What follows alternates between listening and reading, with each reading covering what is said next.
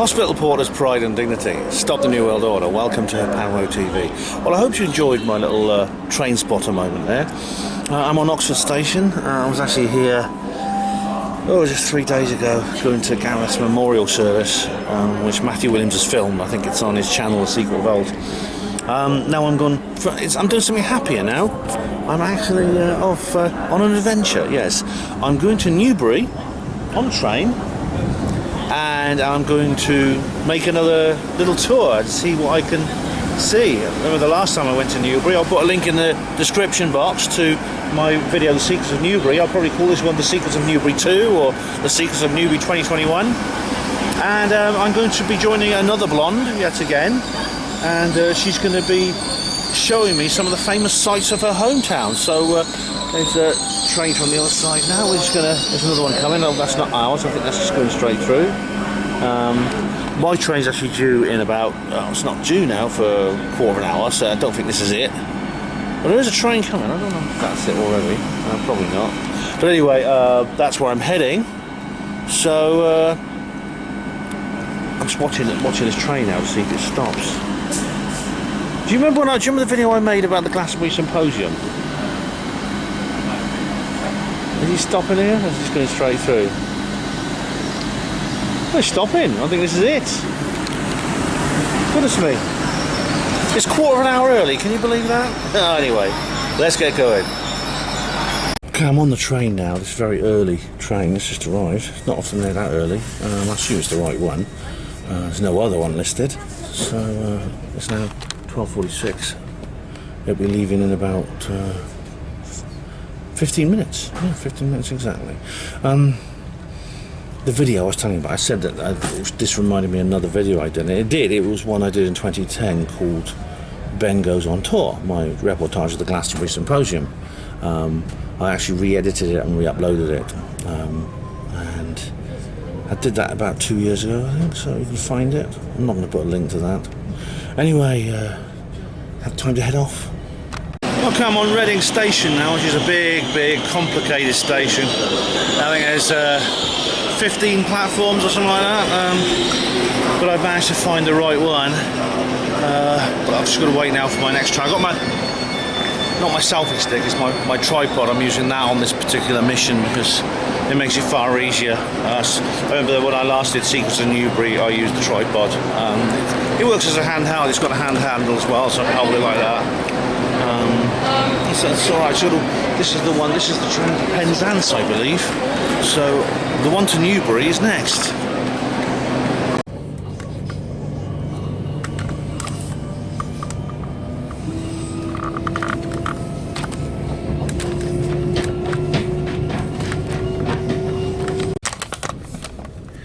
Newbury Racecourse, look at that. Looks like MI6 buildings. Remember the old MI6 building in London? We're nearly there now. The next station is actually Newbury itself, and then I'll meet up with another blonde and start exploring. Okay, I'm in Newbury now. I found another blonde, and we are looking at this building here, which is an empty building. But were you saying this? What's on the top of it? A 5G mast. Oh my goodness. Right, we're going to go a little bit further along this road and then you're going to see it, hopefully. But they're putting these things up everywhere, you know, it's the surveillance grid. And they're putting them up all over the place. Here is the town. Right you are. There we go. This is the town itself. Apparently there were lots of chemtrails this morning. I never noticed them myself. Covered, in fact, only half an hour ago you could see them. Where's the 5G mast? When we get further Oh back, yes, you can just see the top of it. I can see a bit of it. Yeah. When we go further away, Right you are. I can see a little bit of it. You see how low down it Yes. Let's zoom in on it there. That there is your 5G mast there. Much smaller than the other ones, than the old ones. Yeah, I see it. So that's what they look like. You would hardly notice that, would you? I mean, it's... This side of Newbury, because the station's here now, and the amount of people that use the station, and there's like a massive new flats all around here, and obviously for the town centre as well. It's the sort of thing you could just walk past and not even see. There used to be another restaurant building that I worked in. It was the very first Modak building. Alright, there's a... And they had all the antennas on the top. Yeah. This is, what's the 3 one? 3G? Tetra. Oh, Tetra, yeah. Yeah, this is the Tetra one for the police. Oh, right, yes, I see the sort of combine harvester kind of look about it. Yeah, nice you are. When I got home at 4 o'clock, I saw Building 7 come down. I thought, how can that happen? You saw Building 7 come down and you immediately... Oh, right, you see. It took me a while. It took me a while to sort of... to compound the data. Yeah. I didn't immediately see. I mean, it's amazing. It's good that you had that. You had that insight straight away. Because I used to be married to a uranium. So he taught me how to read between lines back in the days of the Shah of Iran. Oh, right. He was in this country because his father was going to be executed by the Shah. Right, we're going down here. And Yeah, if you sure. look at the side wall, and it's the oldest part, the oldest wall still remaining. Oh, cool. We're getting a bit of history here, viewers.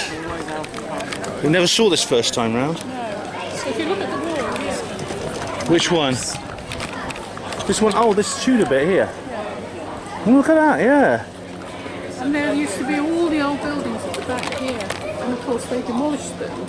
Well, they mysteriously caught fire. Oh, right. And then they built all this new stuff. This is like, We can come and take a better film of it. yeah, this is like, look at this really old timber and stuff. Look at that. Different shape, brick work. Yeah. That's so solid. That wood is so solid. It's like. Is he upstairs? Oh look, he's overhanging windows. Yeah. Facing windows. Yeah.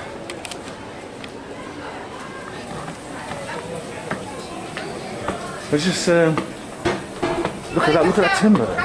I love that plaster work between the timber. It's really lovely. It's a motorbike. It's a very cool motorbike. Come on. Okay. What are those S-shaped things? Oh right. I thought it was something to do with horses. Okay.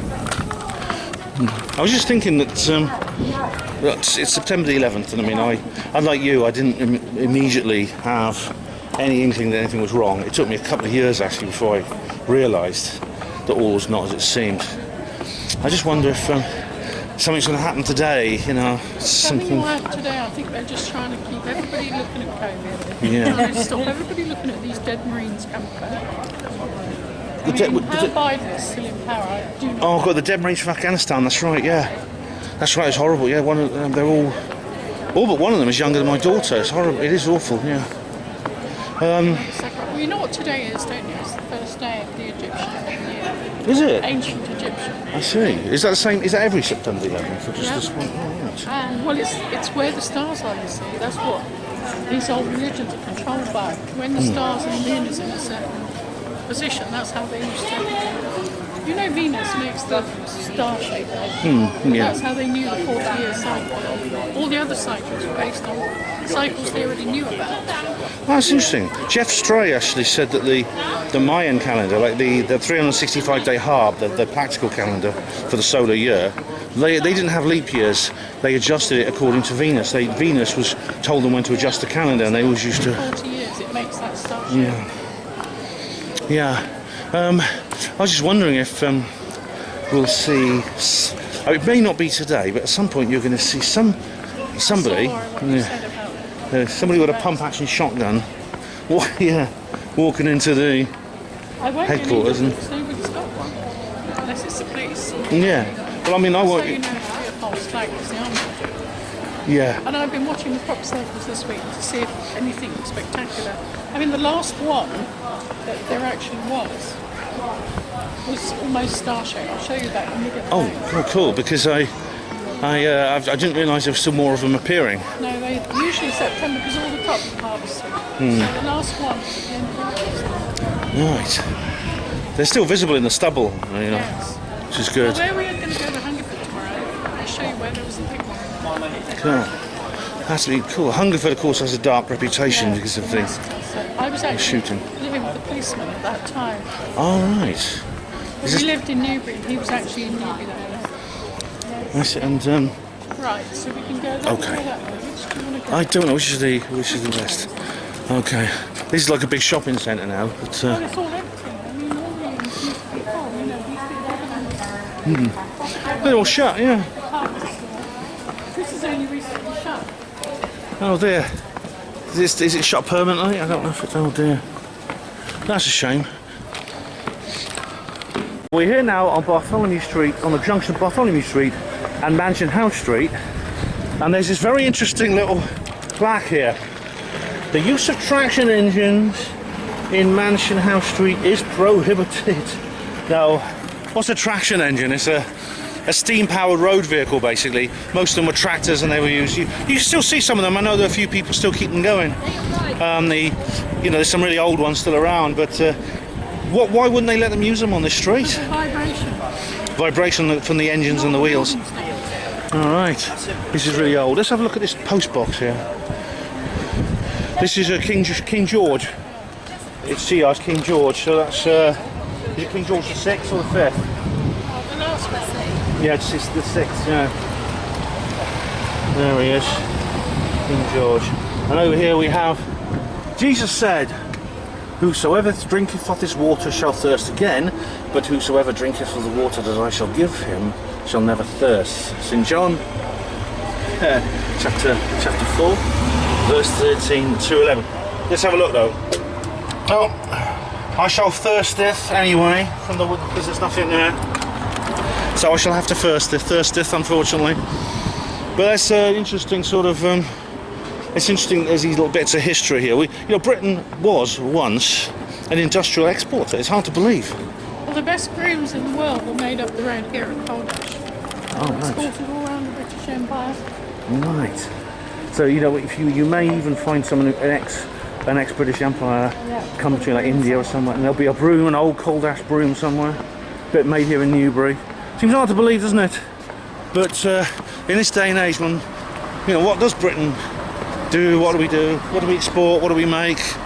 We import lots of stuff from China now. Usually plastic things that break down within a year. But there was a time when chemtrails come back. Yeah, there's some sylphs up there too. Yeah, can you see the chemtrails? There's some sylphs come there up there too. Yeah, but we used to make things and we used to export them, and we became very prosperous as a nation as a result. And it's all. Should we have a drink outside the pub? That'd be lovely, yeah. And all, we see now the remnants of that. Those days may return one day. You can only hope. And here is this market square here in Newbury. If you're in Newbury and you want a nice drink and a pint and a bite to eat, then I can't do better than recommend the Cross Keys. This is actually it's a voodoo themed place, as you can see, and I've had a lovely meal there and a lovely couple of pints. Very, very nice indeed. Okay, ladies and gentlemen, if you've seen the first episode in this particular series called Secrets of Newbury, you'll know that this is the original Vodafone building. This is where the first ever. It's a place called Gecko now. Yeah, the headquarters of the chairman of Vodafone. That's the first ever mobile phone company. Was that in the 80s or something? 1986, the first mobile phone company. Thames Court here in Newbury. But slight adjustment to what I was saying before. BitChute is actually not in that building. I thought it was, but the BitChute headquarters is somewhere else. Another blonde knows where it is. We're just going to go there now. So I don't think Ray's in. Ray lives in Thailand, but to be very, very curious to see it, I want to knock on the door and tell them how much I appreciate what they're doing. Although obviously they've got an awful lot they need to work on, I think, in terms of the quality of the service they provide. As I said before, the BitChute is a wonderful thing. When it first emerged, it was going to be like, it was the free speech YouTube. It was the place where all the YouTube refugees could go. I mean, if you go there now, you see all kinds of things which are banned on YouTube, including some of my videos. But it's always had a few problems, a few bugs, technical issues, and they're getting worse. Videos that don't upload, they keep processing forever. The search function, videos that take 6 hours to get into play, things like that. And right here we are. Is this it? Right, this here is. Welcome to Oxford House, right, business centre. It used to be Vodafone. Oxford Street, Newbury. RG14, it used to belong, all used to be Vodafone. 62 buildings new. Right. In Newbury. And in here we have, just the usual coof stuff. But, somewhere there must be a plaque. Yeah. There's no sign, what does it say, what businesses are headquartered here? But this is definitely the address. Right, this is the address. Regus. We'll have to Google that, find out what it is. But there's nothing, There's no plaque, nothing it's exactly the same. I'll show it to you when we get back. Will do. It's But the normally, same yeah. postcode. Normally you have like a plaque with all the businesses at the address, and there's nothing Probably BitChute. in the whole building. Yeah, BitChute I know only has like a small office because BitChute, Ray very proudly says he has a staff of 3 people. But Ray lives in Thailand. He doesn't ever go into his office, well, very rarely. This is his office. Ladies and gentlemen, I wanted to just knock on the door and say, look, I really appreciate what you're doing. Do something about the tech probs. Yeah, get rid of the bugs. This is the job centre. Ah, Job Centre Minus, wonderful. This is where the civic slavery is organised. Yes, right next. That's ironic. Right next door to BitChute. Right next door to BitChute. Here on that plaque, it's the hospital where people who it was the Crimean War. Right. You can see we're getting to the old part of Newbury then. This is Speenhamland, this bit. Have you ever heard of the Speenhamland Act? It's the very Speenhamland Act. Speenhamland Act. Right.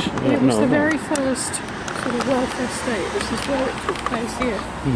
And there's a plaque on the hotel we can go and look at. Or we can just go down here past that and we'll buy the ticket.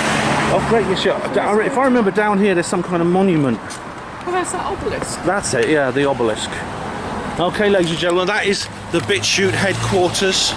There's nothing on there that says BitChute, but that's the address. So there you go. If you want to check it out yourself, they have a business address, and we've just been to see it.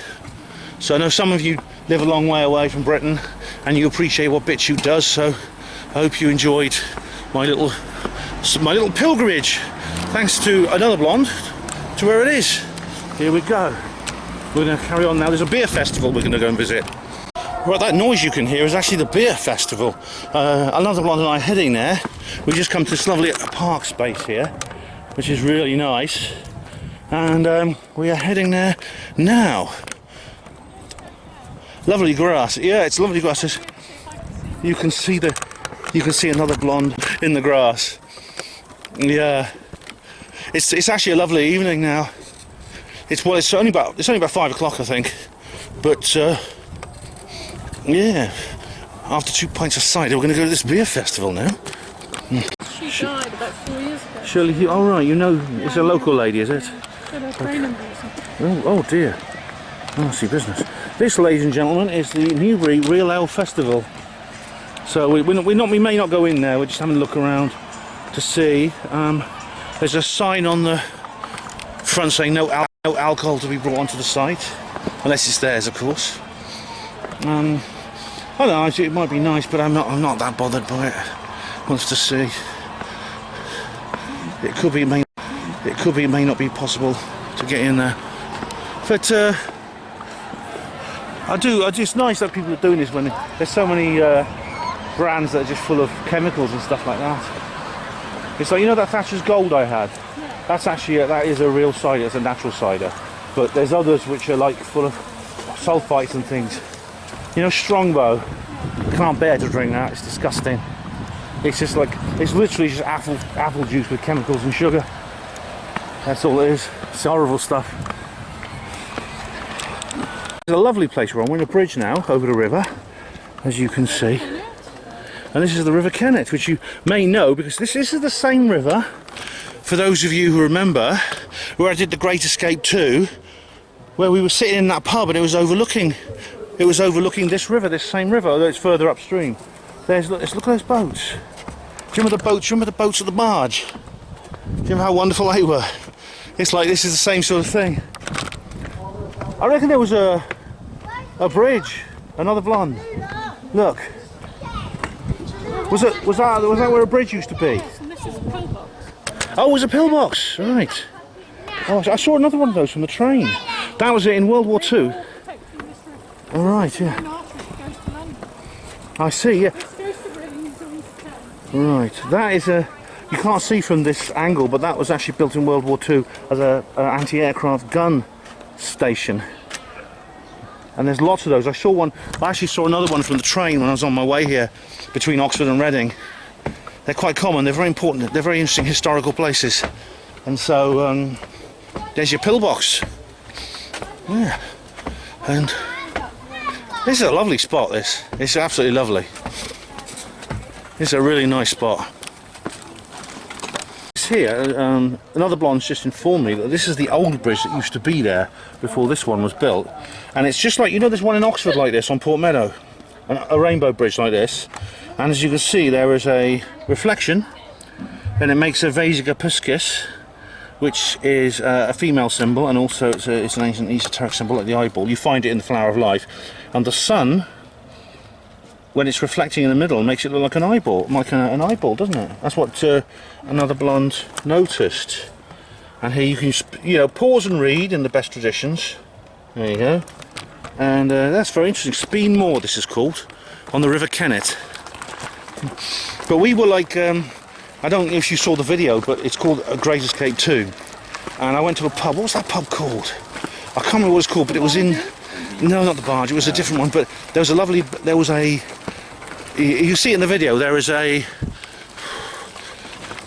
there's like a balcony. We're sitting on a balcony overlooking the river. This was in the lockdown, and people were all wearing masks, and it overlooks the River Kennet from a different place. Well, you know why this is called the Kennet? I know that the Kennet is a place. There's the West Kennet Long Barrow and things like this. What does it mean, Kennet? Silbury Hill. The source of it is right next to Silbury Hill. All right. Yeah. So when you see Silbury Hill flooding in the winter when it's raining, It all comes here. that's the headshed of this particular river. And look, these are lovely boats. You can see these are lived-in boats. These aren't holiday boats. Yeah. These are residential rather than recreational. Yeah. Very nice indeed. Now look at that, ladies and gentlemen. Now that is picture postcard stuff, isn't it? You can just imagine like a black and white image or a painting. You know. Oh right, yeah. Yeah. Oh look, yeah, you can see it.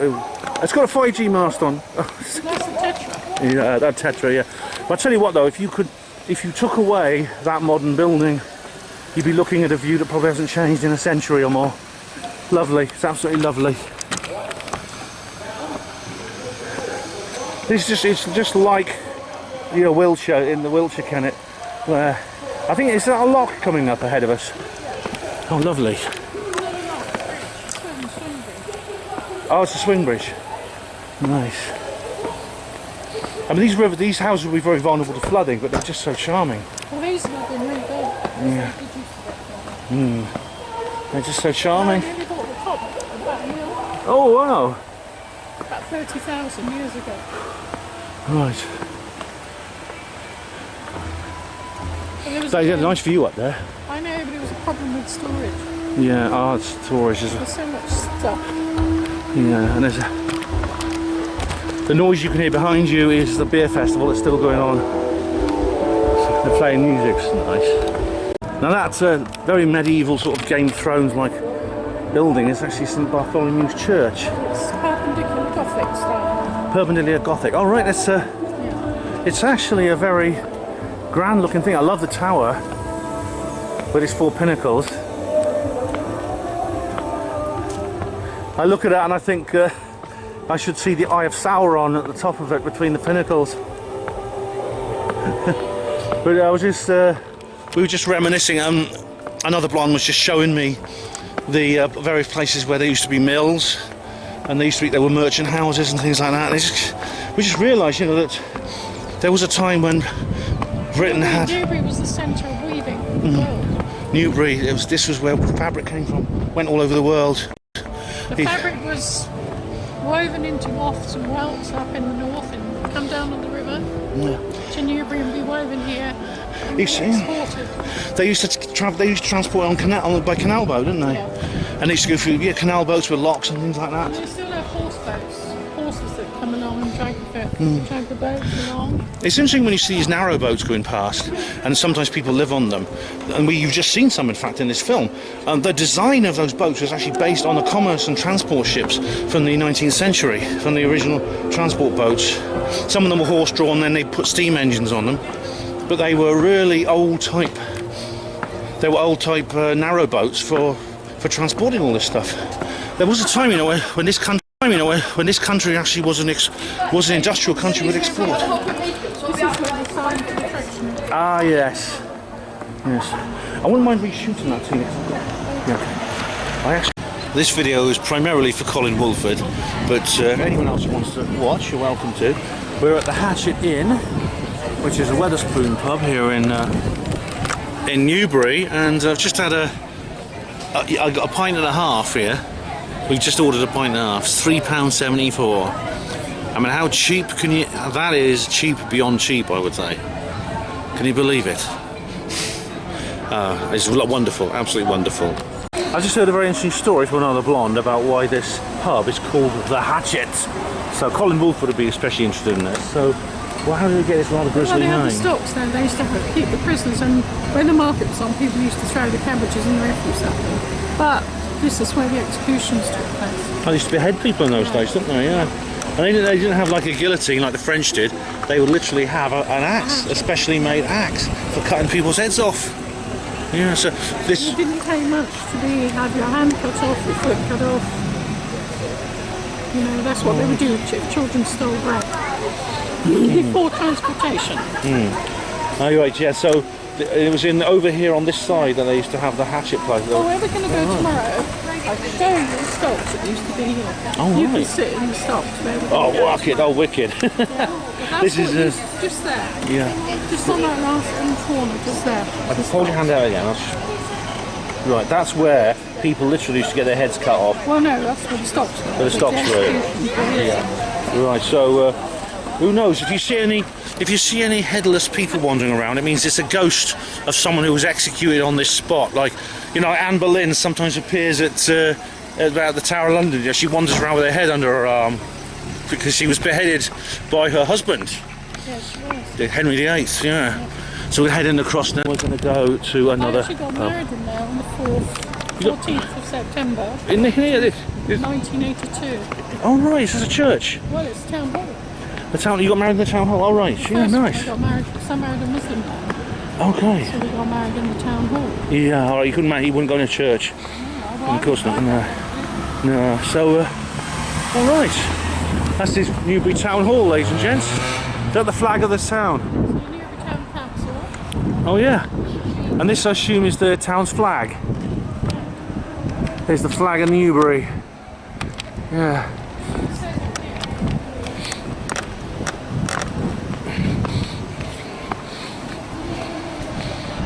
Built 1876. Yeah, this town. Yep. Extended in 1909 to James H. Money. That's a good name. H. Money, who's responsible for 30 buildings in Newbury and 70 in West Berkshire. All right. Nice. What's this over here? Oh, it says here, famous YouTuber, another blonde, was married here in 1982. That says a charter. This is the charter market, you see. Commemorated the visit by Her Majesty the Queen, 25th of October 1996. The fact they put this up, I assume, means that she didn't shapeshift in the middle of it. So, yeah, you wouldn't have a. That would be an interesting plaque, wouldn't it? Yeah. Here, on this point in whatever year it was, the Queen Elizabeth. Building here used to be the last fabric shop. Oh, Beautiful. the end of an era that was, yeah. But it's been here since till about 20 years ago, and then we made it into, well, this is going to open next week. What's it's going to be? Oh well, that's right. Steak restaurants. Yeah, I hope they give it a traditional line like fabric, something, you know, something to do with fabric. Not to worry. And that there is what's this called? This is like the centre of Newbury, and there it is again. We saw that in the first video, and there it is again. Is directions to Winchester and various other places to London. There we are. Chemtrails have started again, and they're quite severe at the moment. That's definitely a very heavy attack there at the moment. Going by the cross keys again. There you go. Look. X marks the spot, as another blonde just said. Cross-shaped chemtrails, sylphs. Look at the haze over there. Major chemtrail attack, guys. Yeah. Good morning. It's Sunday, the 12th of September. We're now in the third post 9/11 decade. It's a beautiful morning. Oh, look out there. Yeah. Little skylight there. I'm actually staying in a self-contained, self-catering flat. This is my accommodation, which is not far from where another blonde lives here in Newbury. I'll just show you around so you can see it. This is the kitchen. You see I've got tea and coffee and things there. I don't know if you can see the lights off. There we go. Switch the light on there. And there's my kettle, the fridge. It has to be pulled out like that because you can't use the plug otherwise. And here it is, that's the bathroom. Yeah, look, the toilet doesn't flush, slight problem there. I won't show you the inside of the toilet in that case. Shower. And there's me in the mirror. Now, so it's sort of like, kind of like Travelodge, I suppose. Got another little mirror there, see? It's nice. I suppose it's kind of like Travelodge, slightly less decoration and slightly more kind of, what's the word? Amenities, that's it. To watch while I'm up here. And she also lent me this. This is called Galaxy Quest. It's a film. It's got Sigourney Weaver there and Alan Rickman. It's really funny actually. It's a sci-fi comedy, and it's really good. I really enjoyed that. Now in my bedroom here, again I've got a nice window view. Now that bedspread didn't come with the room. That is a present from another blonde. I mean, if you follow her on Facebook, you'll know, because you'll have seen this. Isn't it wonderful? She gave me that. That's a wonderful present. That's really nice of her. They've got these little triangles here in all colours of the rainbow. In fact, it looks like a aerobatics display on Pride Week by TR3Bs. Yeah, transgender TR3Bs. Great, isn't it? Anyway, we're going to go and do some more things together today. See some more interesting things, and I'll invite you along with me, so keep watching. Alright, ladies and gentlemen, we're now driving towards Little Coat House Hotel, which you can just see a little bit of the landscape here. There was a crop circle near here, and indeed there was we're going to see it later, but there's apparently an army intelligence base near here. No, Hermitage. This isn't Hermitage. Oh, right, Hermitage. Right, we'll see that later. And it's very interesting that these things all seem to be connected. We're in Wiltshire now. We've just crossed over the border. Lovely, look, it's a lovely scene. It's a lovely sort of place. Susan George used to live here. Who did the Texas Chainsaw Massacre? This is her house where that sign is through there. Oh, right. Susan George, is she an author? No, famous actress. She was in the Texas Chainsaw Massacre. Oh, I see, right. She lived there with her famous husband, whose name I can't think of right now. Right. But he died about 4 years ago. It was the film was directed. What was the name of the film director? He did the Poltergeist as well. Sam Peckinpah or something. That's it. Yeah. It's a lovely location actually. You can see why they put crop circles in these. Whoever makes them or whatever makes them. Well, I think 1% are out of the worldly. The rest are not. Yeah, it's probably about that. Yeah, I mean, David Caton did a lot of research into that. Most were man-made. David Caton's amazing. Is he still alive? Yeah, he's still going strong. He's I met him a few times. Lovely chap. Okay, we're approaching. Apparently, it's very grand here. This is Little House Hotel, and it's very grand. But there's an ancient Roman site we're going to see, so I'll probably have a Boudica moment. The Time Team did the excavation on the Roman city. They were good there. Well, they used to Tony have Robinson. the old Time Team notice boards, but now the hotel's been sold to another company. They've redone the notice boards. Oh, I see. I love these tunnels of trees. Nice. You used to be able to go in the first way, but to make it more grand, you now come in the back, well, the top way. Oh, that's nice, yeah. It's, I think the name Little Coat House rings a bell, like I was... ride my horse around here. Oh, nice. I think I might have come here as on a school trip or something when I was a kid. I don't know, I can't remember. But Little Coat House Hotel, Little Coat House reminds me of something. Look at this. Entrance. Oh, here we go. This is very eyes wide shut, isn't it? You expect to see some two guys with masks waiting to let you in. I suppose you guys want the password. The password? Because there is no password, that's why. Yeah. They knew Tom Cruise because he was sort of, Fidelio. That was funny. That's that film. I actually did a roving review of Two Eyes Wide Shut. Right, what's the name? House. Oh, look. Oh, they got the builders in. Yay. You can imagine people in coaches and horses driving. Well, they used to do jousting on the lawn here. Oh, cool. And they do all sorts of activities. This is an adults only hotel. Nice. So they have archery and clay pigeon shooting because there's no kids running about to get in the way. Oh, that's actually quite... I love children, you know, but I can actually imagine it's quite a relief sometimes to get away from them. I'm trying to think who used to own this land originally. Because over there used to be the Wild West town I told you about. That might have been where... Oh, I think that's where I think that might be where I came here as a kid to see there was a Wild West town. Town. Yeah.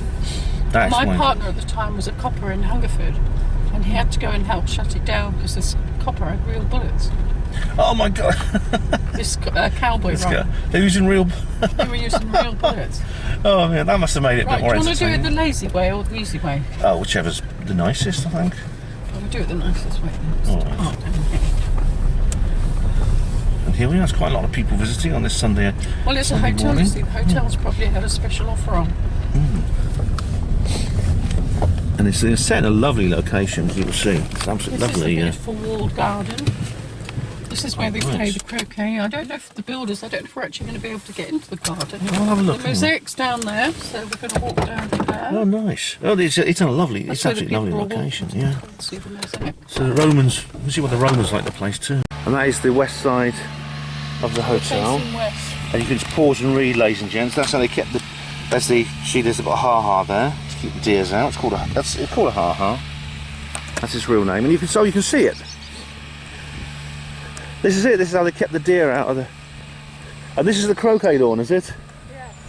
You just imagine these people playing croquet. Oh, nice. All the food for the manse was grown here, and they needed to keep the deer out. I see. Yeah. There's that old wall there. We'll go into It's ancient. Yeah. the troops. These were where all the guns and the armoury was. This was part of the legions that used to stay here. This is a Roman Well, if you base. look at the notice, it tells you. You'd be surprised. There were like 400 people stationed here. Yeah, it's remember a bit like Arbea. I went to Arbea and Segedunum in previous videos. Viewers will see that. By the time we get to those signposts, they might fall. Will do, yeah. They won't like to be filmed. No, fair enough. Well, it's a public place, but I don't go and know. shove. I'm not a Charlie Veach. I don't go and shove my camera in people's faces. I know, but some people. I always make sure there's nobody in the background. Yeah. Okay, look at the. This is it's very similar to Segedunum and. Now this was Arbea. actually uncovered by the crime team because everything that was above ground has been excavated and used in houses. Yeah. What was below the ground, of course, they didn't know how far it went down, and they took what they could and left the rest. I never saw that episode, but you see just distinctly the walls here. Very often it is what's underground that's all that's left. Yeah. The Romans used to like they used to like they have narrow thin tiles and Well, these you see flint the lumps. tiles over by the mosaic, because they were the sort of the person in charge of the house. Yeah, look at the. It's interesting. It's when Romans arrives when you first see the kind of square and oblong buildings because the native Celts created round buildings, and these are square and everything's in line. It's all very Illuminati. I remember, Segedunum is very well preserved, and they've got the old toilets, and they're really quite amazing considering their antiquity. Well, there's a toilet block been uncovered outside of the Karnak temple. It's all Roman stuff. Once they find it, they just kick it to the side because they're looking for the Egyptian stuff underneath. Oh yeah, they built on a lot of ancient foundations. You ever been to Megalithomania? Yes. You'd like these. I don't like Hugh Newman. I can't stand him. Oh, I don't He's rougher than an arse. I don't know much about him, but look, you can see here you can look at the amazing. The way it's all like random blocks, but they've been put very skillfully together. It's like a dry stone thing, but it's got mortar in it. There's some more over here. Roman cement. Yeah. So these went up 3 floors. This is how high. And if you look on when we get to see the diagram, I'll show you what it looked like. Yeah. You know, and obviously horses were very valuable. So the actual horses were kept inside here. They had proper stables for them. Well, they were essential for the cavalry, weren't they? Oh, no, they didn't do that. Centurions actually did. People in charge. Yeah. It's a lovely spot now. Yeah. It's I didn't when I went to Segedunum, I sort of I got to sit on a Roman toilet. They're all like the stone seats are still there, and it's like they have like water that flows down underneath, and everything gets washed away. Well, these toilets are in Karnak, right next to the mall. You see, like it's See these oak trees? I think they're oak trees, aren't they? I think the shape of the leaves. The oaks were to the Romans. Very, yeah. Well, they used to. Legends of all the oak. Yeah, they took on a lot of the. And the Nazis copied it from the Romans. They took on a lot of symbology from the past, just like Christians did. You know, the sacred days and things like that. The Romans did the same with the Celtic world. So the oaks, of course, were very, very special to the Druids.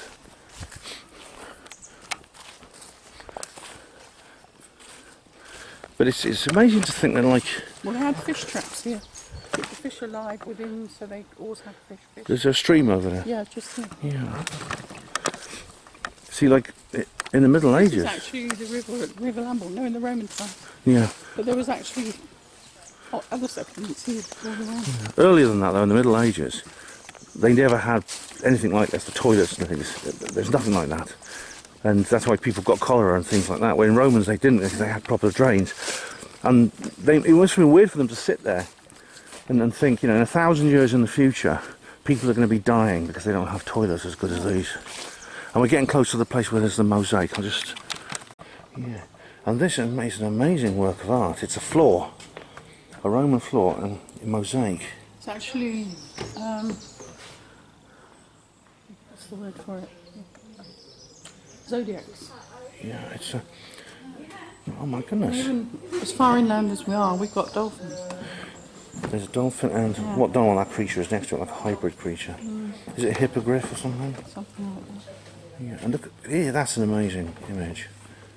It's just like white, blue and orange. It's got an amazing...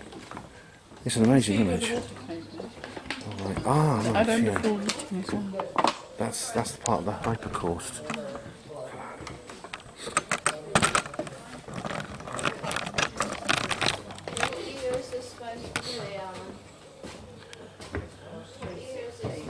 There's like these dogs So there. you've seen the orientation of the house. This is set out the proper orientation when the sun comes up and the sun goes down. So these are like cardinal points. Yeah. These little These are like the structure there. zodiac characters in the Roman zodiac. There's dogs there. People on horseback. Look at I don't know if this family is to do with the dog days, because dog days is a very Roman mythology. Yeah, Look how beautiful the zodiacs are. yeah. The little... Ellis Taylor wrote a book called Dogged Days because he had an encounter with a phantom hound. These fan-like things are nice. You know, it actually looks like some crop circles. You can see that's a flower of life with the Vasica piscis and things like that. They've actually cleaned it up a lot because there was a nest, you can see where all the shit is. Oh, right. And of course all They're birds once the coming birds were nesting, they couldn't disrupt them. So they try and stop them nesting. But they have, they'd shut all over them as well. Oh dear. So they've clearly cleaned them all, prevented them from nesting. This is like a... Lovely. This would have just been somebody's floor. Well, I remember coming here in 1975 when they were just uncovering it and they got it sort of like a quarter of it and they weren't sure just how much was here. And there were queues of people coming. They were queued all the way down, you know, and you had to come in groups of like 10 and look at that little bit over there. And of course, as they uncovered the whole thing, you couldn't believe how much was there. And Time Team were involved in this. Well, they were involved in uncovering the city. This was already uncovered by them. But because this was here, they suspected, you know, there was a Roman city here. And if we can get on some of the boards and you can read, you know, you'd be gobsmacked how many men actually were stationed there. So it was like a villa with a encampment, a military encampment and... You know, the baths and, you know, where the water was heated, the underfloor heating. That would have been like, you could see like the... Well, the water would come in from the river. And it would flow in, and then you could see like where they had the heating things there, because they'd light fires underneath it. You see that basically had fire underfloor underneath heating, it. but also I think this was the bath, because you can't have Romans without baths. That's right, and they had them everywhere, didn't they? Because cleanliness was a big thing for them. Just imagine what it would look like when it was... Well, sometimes Well, it was I first come done. here and I've had it all to myself, and I'm quite busy today. But it's lovely to come here and have all the whole park. Yeah, I can imagine. And as you see the stream there, This is that might have been. the River Lambourne. It might have been different because like rivers change over time. Well, they moved the course, you see, because when all the mills were here, they made different courses so they could put a mill wheel on each race. You know, if you go to the page in the Haywain Yes. by Turner, if you go to the place now, that house is still there, but the Yes, river's I know. completely. There's no ford. The river's deeper and narrower, completely different. You see Leader and the Swan? Yes, that's like a. I think that's a. Is it Norse? Or is it German? The legend. Well, it's in that legend as well, but this is the one because the god comes to Leader as the Swan. It's in perfect condition. It's like really. Well, it's been very well put together. It was Big Reading University cleaned it all up and put it all back together because when it was dug up, some of the tessera were displaced, so they had to replace them. But they did it very well. I remember that when the whole thing was excavated originally. Nearest neighbours are about 3 days walk away. There's that rope. See the roping effect, like around the plats. That's you find them in crop circles too. Lucy Pringle talking about that. There's like in the middle of the fan. There's like a face. It's like bat wings or dragon wings or something. And you see there in front of there. This is like this. You see, this is the. Yeah, it's the flower of life. It's the flower of life symbol. Yeah.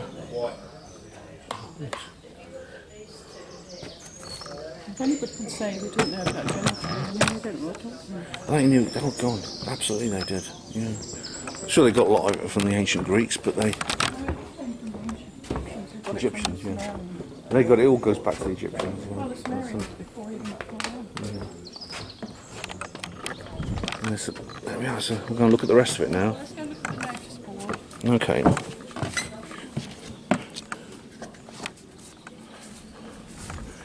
This is. Now we can finally get close to a notice board. I can pause and read the actual notice board.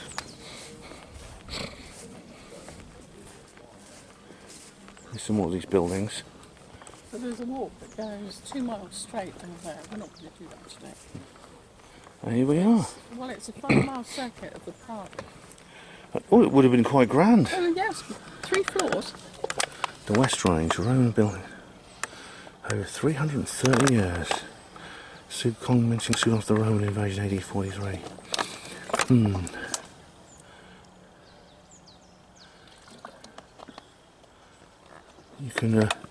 You can pause and read this, ladies and gents, but that's the kind of thing they lived in. Because of the amount of rain we have here, obviously they have to have slanted roofs. Yes, that's it. The villa house. This is the villa house. Underfloor heating chamber. Yeah. That's the hypercaust. And also they have chambers for doing the curing the meat, curing the fish. You pause and read, ladies and gents. It's a shame we haven't got the original time team notice boards up. Yeah, I've watched a couple of episodes of that. Yeah. Well, I thought you respected Tony Robinson when he revealed that information about how the present royals aren't the correct royals. Yeah, you know, And he's... how the Plantagenet line is actually alive and well in Australia. Oh, okay, Yeah. they should be the real kings and queens. And you know... Well, exactly. Yeah, and you know also, Tony Robinson did a very, very good documentary about Helen Duncan. Here's the hypercaust, have a look. You're not allowed to walk on it. Somebody Oh, yeah. phone somebody. Oh, right, okay, well, He notices up there. you can see... They've got these, you can walk over here. That would be... There'd been fires under here, Yeah. which would have warmed the house, which would have heated the above rooms. Very, very smart. Very clever. See the archway there? Yeah. I actually found the archways built into the buildings, ancient Egyptian buildings, in underground rooms, and they say the Romans invented the arch. Well, clearly they didn't. No, they just used what other people had invented. A lot of history is They like... stole everything they knew. They didn't invent anything. I mean, the Etruscans invented a most things. Yeah, they were kind of like... they were great copiers, the Romans. I mean, they put their own sort of like spin on it, you know, but look at this. There's steps going down there. This would have been, would this been a bath or something? Yes, plunge pool. Yeah. The caldera. So if that was all the heat, this would have been the cold plunge. Right. Yeah. That's really quite something, isn't it? There's a well over here. Yeah. Hey, look! That's a pheasant. Yeah. Isn't that lovely? What was it? August the 10th there. When is it? August the glorious 12th. 12th of August they start shooting pheasant. Alright, so a month ago. Yeah. Well, no, that's grouse, and then the month after that is the pheasants. So it would be any day now if they start shooting pheasants.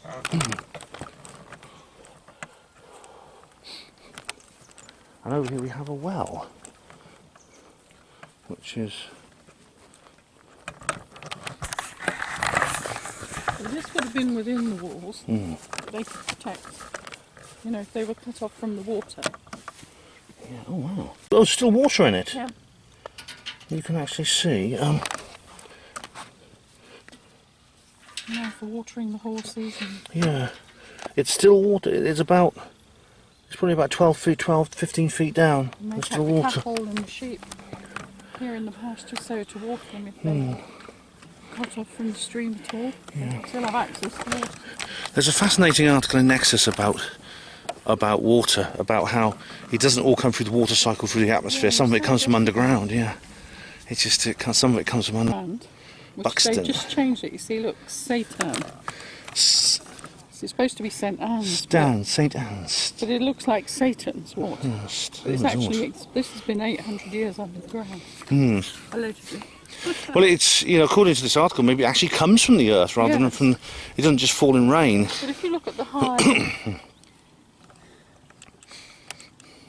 the bicarbonates, the highest of all the waters, and this is what's good for the body. This is what kills the viruses in the blood. And if I don't have this type of water with a high salt content, but proper salts, not Yeah. all salt for that. Not rocks, like, yeah. Oh yes, I know. Very This. peculiar, very quickly. Oh dear. You Yeah. know how osmosis works? Yeah, it's you have a semi-permeable membrane which allows some This substance is to why a not lot of others. people get the correct balance of salts in their body. And instead of fixing the balance of salts, the doctors just give them tablets. What? Makes money for Big Pharma, Well, there you doesn't go. it? This is it's very rare you get buildings in. We don't build buildings like this anymore with big thick stone walls. We just don't. You never get buildings like that. Well, not for this amount of flint. We build concrete buildings. Yeah, but those, you know, though most of those will be gone long before the older buildings. See, there's another hypercourse there, and there's another signboard. You can see that. Look at that. Just the channels where they'd have to have air flowing and then water above it. The medieval village, the South Range. Right. I wonder who lived here, what they were like. The garden shrine. Well, Romans, they would have been in their togas and Yeah. in their leather kilts, marching here and there and everywhere. And because the river's here, they knew the orientation of where to go, which way. That's quite something. I'm going to look at that signboard now. Right, good. Let's look at it. That's really robust stuff. I mean, this is like 3 foot square. That's amazing. You can see why it lasted so long. Obviously, like this. Well, this was all buried. It was only Yeah. uncovered after they found the mosaic and realised there must be a city here. If there's a villa of that standing here, there must be others building. And this was before LiDAR and before, you know, and they uncovered it. Once they started to find them, I think they were going to build something here, and they got the digger in and they dug up timber. And they thought, whoops. And then they got that old Tony Robinson in. He's probably going to get cancelled at some point, I think. Well, he's old now, isn't he? But you see, this Plantagenet man from the Plantagenet family knighted him just jokingly when he was in Australia. Before, when he came to England, the Queen had to knight him. Yeah, that's why he's Sir Tony Robinson now. I see. So he wasn't originally knighted by the usurper monarchy today. Well, I'll send you the video and you can. It's very interesting because they have the historians on and they prove where. Oh, someone's left behind a piece of interesting information. Here we go. This is the little Coat Roman villa. There we go. Look at that. That's the whole thing there. Yeah. Look out there. It's 3 floors. Yeah, that stairway's going up and everything. Pause and read, ladies and gents. I don't need to read it out for you. There are stables for the horses. But there would have only been about maybe 20 horses. Because only the people in charge rode, the rest walked. And if there were pack animals, they would have been mules or cows, because you could eat them along the way, because horses were much too valuable, especially fast horses. And this is before the actual draft breeds or the fast Arabian breeds were introduced. So they were very much working animals. That's really quite amazing.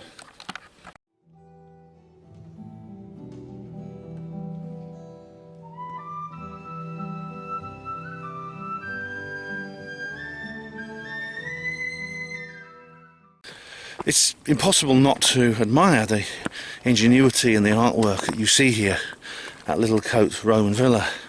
However, as another blonde and I were saying earlier, the Romans were not creators. They appropriated and they redistributed. They were copiers. They were unique only in the scale of their use of this technology, not in the creation of that technology. Their domination of the society, where they exactly. all the inventions. Exactly. In a way, they were the most honest of the Illuminati-occupied empires, because they didn't pretend to be anything other than we're moving in, we're taking over. They didn't do any of this subtle stuff that today's Illuminati do. It's for your own good. We want to protect you from a disease. We want to protect you from terrorism. It's none of that sort of thing. They would just say, we've got bigger swords than you, we're moving in, we're taking over. Yeah, that's right. And so, in that way, they're very much like the modern left. They don't create. They seize, steal, and redistribute. And people, you get Adam Hart Davis and people like that saying, oh, what did the Romans do for us? Things like that. Well, they did kind of what the British Empire did, in terms of a lot of the inventions. Yeah, a lot of the inventions of the Industrial Revolution that supposedly became attributed to Europe were discovered in China. China made all the necessary technological innovations for industrial society centuries before the West did. But maybe through some mindset, culture, whatever it was, the Lee Illuminati bloodline, whatever it might be, it was never ever exploited. Morning. Fun. Yeah, but Out the chute. These are all done. yeah, right, yeah, they're hunting dogs. The people often say, well, Adam Hart Davis, what did the Romans do for us? Well, wouldn't it have been... Well, what if the Romans never happened? What if the Roman Empire never happened? Oh, it'd be terrible. You wouldn't have all these things, these wonderful straight roads and stuff like that. Well, we don't know. What would a pre-Illuminati Britain have been like had it ever occurred? Had it been allowed to exist? It was destroyed 2,000 years ago. Well, we may not know until we're like 2,000 years into a post-Illuminati Britain. And may that time come soon.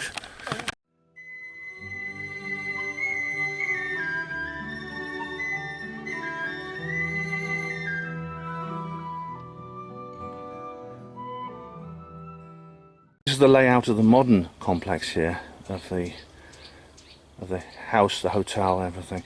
Apparently it's owned by Time Warner, according to another blonde. Is that right? Well, it says Warner.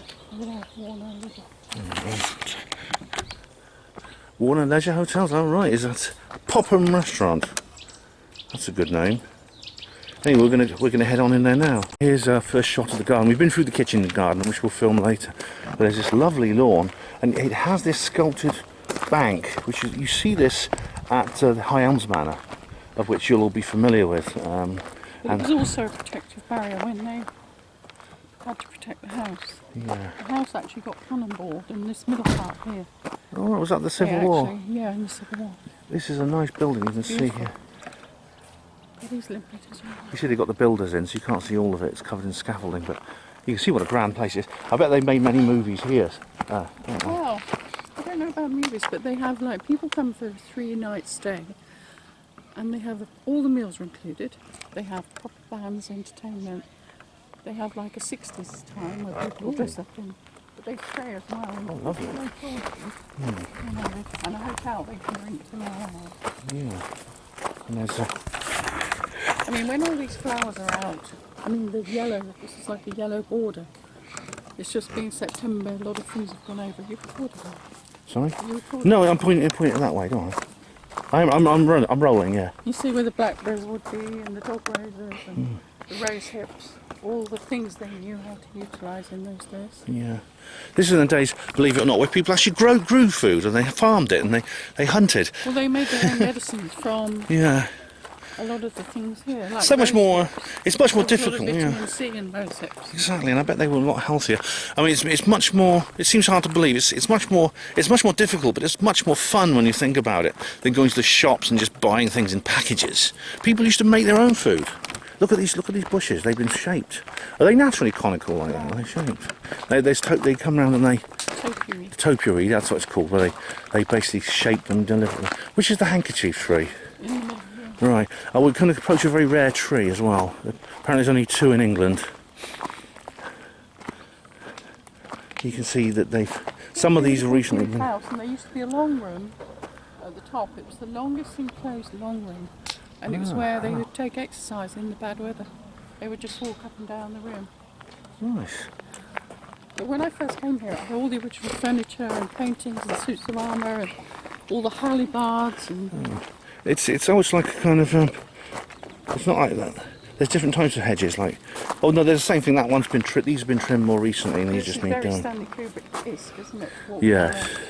An avenue of... We just need some snow, and it's like The Shining. And you can imagine Jack going, "Oh, he's freezing to death as he's wandering through the maze." But this is good, isn't it? Yeah. It's very carefully shaped. These, you see, the ones on the right have recently been done. The ones on the left haven't been done for a while. Oh, it's really nice. Look at the butterfly there. Hey, look at that. That's a red admiral. A red admiral. Really lovely. It's one of those for ages. It's beautiful. You hardly see butterflies anymore. You know, I don't think I've seen... Living in Oxford, I don't think I've seen one for ages. I don't get in cities anymore. I mean, this is the longest time I've been out these last 2 days. I actually go out round the town on my wagon to the supermarket, do the hour and in. Right. To do this, it's such a It's nice to get out and about, isn't it? Well, my leg's starting to kill me, but I'll man that. No problems. We'll go back to the car soon. That's okay, take our time. Yeah, okay. All right. We'll have it. Which one? Yeah. Oh, wow. Look at this. Look at that. Oh, there's another one. Aren't they lovely? Aren't they beautiful? Yes. Fantastic. And then we have a pond. So this was like how they would tell the time. This is like, they called them viewing ponds. They would look at the sky at night by looking at the reflections in the water. Because if you've got no light pollution, reflecting pool. As in the days before chemtrails and... Well, if you get a really clear sky, it's easier to see it in a reflection in water than it is to just... That's it, yeah. You have to crane your neck. This is the garden path around here. And you have to live in it. And there used to be the stocks just here. I don't know if it's Oh, we mentioned the stocks, didn't we? Yesterday. somewhere. Keep moving things about. This is You're the not old, supposed to sit in it, and of course everybody wanted to sit in it. this is the river. Yes, Which this is is where the like fish now. would, the trout trap. They would keep the fish alive here. That's a good idea. It's so clear. Look at that. The water's so clear. And this is where the sun goes down opposite here. No, the sun goes down in there. So the sun comes up here. Imagine what it's like coming out the sun straight in the house through the avenue of the trees. Yeah. It's like it is like Stonehenge or something. The stocks were down over there. I can't see them now. We'll have a look in a minute. Well, I don't like going where all those people are. Because they want to have their day and they don't want to hear it. Fair enough. Especially when I talk about things, I don't like people hearing them. Yeah, fair enough. I remember when I went round... That's some deja vu. That's odd. We've come to this pond here now, and I've had a weird sensation of deja vu. More chemtrails appearing, as you can see. It says danger deep water here. So yeah, Mr. T had better not come near this place. That's all I can say. Here we go. And this is the wildlife and fish you have in these ponds. And the trout stream talks about the fish trap here that they would actually get fish and they would keep them alive in the trap. Just domesticate them until they're ready to be eaten. Look at that, and then you get all these different waterfowl, kingfishers, frogs, dragonflies. Look at that, it's nice, isn't it? Yeah, I've seen kingfishers here and I've seen dragonflies. Yeah. It is. Where did I get the deja vu from? Because you're in that kind of place. Yeah. There probably isn't cables running all under the ground, so there's probably very little Yeah, electronic poisoning. Yeah. Either that or it was in that Secret History of the World video. I don't know if you've... if viewers want to check that out, actually, it's like about 7 hours long, but there's a very interesting bit about old stately homes and about the architecture and the symbolism and how it is used to charge the energy of water and things like that. It's very interesting stuff. The guy who does it is a flat earther, but he's still obviously he's obviously with it in so many ways. You know, he's really quite an intelligent chap, you know. Yeah, and morning. And you can see there's a little gazebo where people can sit and we have we're looking at this is like the ornamental garden here. It's really nice. This reminds me of a bit of my granddad's garden actually. He had a nice garden. Right. This is now dry. This is obviously part of the river.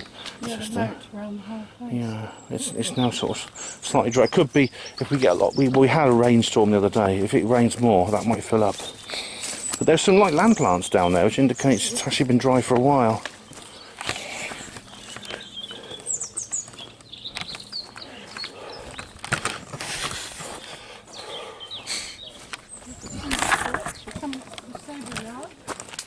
Oh, now we have...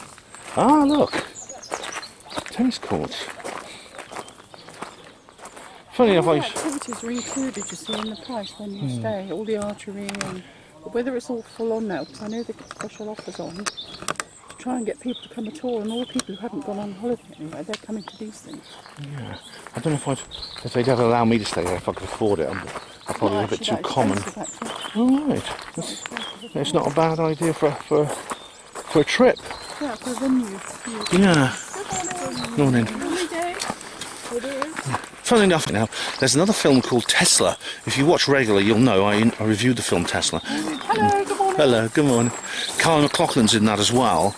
And there's a scene where he's playing tennis at a place like a tennis court with chicken wire around it, just like this.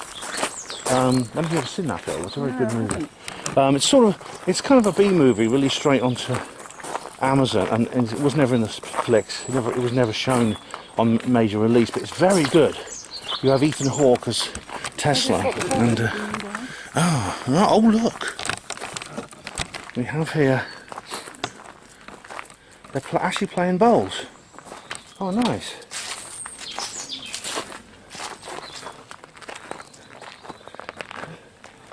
It's actually, I quite like watching this sport. It's actually quite nice. Sit for a while. Yeah. What are now the tea rooms? These were the old stables and carriage rooms. All right. And the old orangery was here as well. It's just such a. It's got a nice energy actually. This place. I guess the Queen's not in residence, even though the flag's up. Yeah, that's the Union flag, not the royal standard. But they do fly for a reason. There's no. I see. They're not flying the gender study professor's apron, which is nice. The EU flag, which is a good sign. Good. And as you can see, Well, at the moment, there's probably no foreigners to come here, but it's very popular with foreigners. I mean, I've come here and it's just been full of Japanese. Oh, but the Japs all over the place like this, yeah. Well, it's got such a lovely energy, but they also used to hold, like, sleep weddings here. Right. You know, and you would come the next morning, because I had my hiking group, we would park here and hike around. And you'd see them all in their time the next day. And Well, they're very grand, aren't they? Yeah, very grand. I'm just gonna, I mean, you think what it must cost to be part of the whole thing. and you can just look down. That's a good. I'll get a high shot of the bowling green. Are they lighting? Oh, decent here. Plastic. That's strange. I mean, I suppose they might be. Are they things you put lights in? Don't know. They've seen anything like it. They're not like those mushroom shaped things you get. I wonder what they were for a while. They're actually to keep storage barns and things on grain silos off the ground, so that the mice. Saddle stones. Yeah, it's harder for the mice to get in. I wonder what they were, because they had them in Peasmore. And I thought, what's that? Saddle stones. Yeah. That's an outdoor heater, isn't it? Over there is Yeah, a thing I for think the it- flies to kill I the think bugs. it's a. Oh, let's zoom in on it. It's rather ornate. It's rather. I think Yeah. it fits the decor. I think it's a. It looks like. We'll look at have a close look at it in a minute. Could Well, be there's a either. swimming pool over here up in the back of what used to be the carriage house. And at 7 o'clock, when all the guests go down to dinner, when I used to live in Hungerford, they would open the sports club because in the weekends the guests wouldn't use it in the evenings. So after I put my horse to bed, I would zoom down here and use the jacuzzi and the steam room and the pool, lovely pool. Oh, very nice. And I'd have it all to myself. Anyway, one day, a friend of mine came. He couldn't get me home, he couldn't find me at the stable, so he came up here. And of course, he didn't come expecting to swim. And when nobody was in the shop, he just helped himself to a pair of trunks, went and put them on and got in the pool with me. And when he finished, hung them back up again. And no one ever knew. Well, I don't know if anybody found out. They thought, wonder why these trunks are wet hanging. But he would have bought them, but nobody was at the desk. And because I was a member anyway, I could wander once where they looked just like white linen handkerchiefs. So you can see here, this little plant here in this pot is like a conical shape. The conical theme is quite common along here. And now that tree over there is apparently quite rare. What's that called? A handkerchief. A handkerchief tree. Is it? Where did it get that name from? Well, the blossoms look like open linen handkerchiefs. I see. There's only 2 trees like this in England. Is that Apparently, right? allegedly. Right. It's a lovely tree. Wow, that's quite something. And this, of course, we're back in the garden again with the Stanley Kubrick hedges. See the flag, and look, and you can see where we are now based on where the flag was earlier. This is inside the court. Look at that stained glass. It's inside courtyard. You see the. Look at that. That's is that a chapel or something in there? This is the kitchen garden, which is today you can see it's ornamental, and there's like roses and things here, and there's bushes. But this was once. Look at what it's nice the way they put these box hedges, isn't it? They put them. It's like a crop circle pattern again. It's like the mosaic. Now there's a hothouse at the end, but this used to be a vegetable garden. Kitchen garden was because they used to grow food here, and yeah, just to make it myself. It must be nice to just grow your own stuff and everything rather than go to the shops. Oh, it must be such good fun. Fruit trees, there are orchards, fruit trees, pears. It reminds me a bit of the garden at the Findhorn community, the Cullen Gardens at the Findhorn community. I don't know if you've ever been there.